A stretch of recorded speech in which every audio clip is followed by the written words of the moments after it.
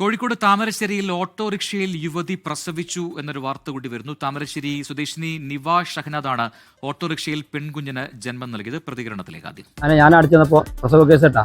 അപ്പോൾ അതിനപ്പുറം തീരെ വയ്യ. അങ്ങനെ വണ്ടി കയറ്റി ഇങ്ങാപ്പ വന്നപ്പോൾ ഇങ്ങാപ്പ ഇവിടെ കാണിക്കുന്ന വെച്ചാൽ അപ്പോൾ ഇങ്ങാപ്പ ഇവിടെ കാണിക്കാനുള്ള അതിൻ്റെ സൗകര്യങ്ങൾ താമരശ്ശേരി കിട്ടില്ല. സാമ്പത്തിക പ്രശ്നമുണ്ട്, അവർക്ക് ബുദ്ധിമുട്ടാണ്.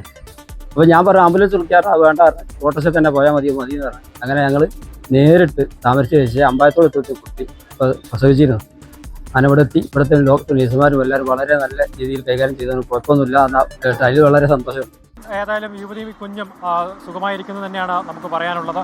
ഈ കോഴിക്കോട് താമരശ്ശേരിയിലാണ് ഈ ഓട്ടോറിക്ഷയിൽ യുവതി പ്രസവിക്കുന്നത്. താമരശ്ശേരി സ്വദേശിയായ നിവാ ഷഹനാദാണ് ഓട്ടോറിക്ഷയിൽ പെൺകുഞ്ഞിന് ജന്മം നൽകിയിരിക്കുന്നത്. ഈ താമരശ്ശേരിയിലേക്കുള്ള ആശുപത്രി മധ്യേ അമ്പായത്തോട് വെച്ചായിരുന്നു ഈ യുവതി ഓട്ടോയിൽ പ്രസവിക്കുന്നത്.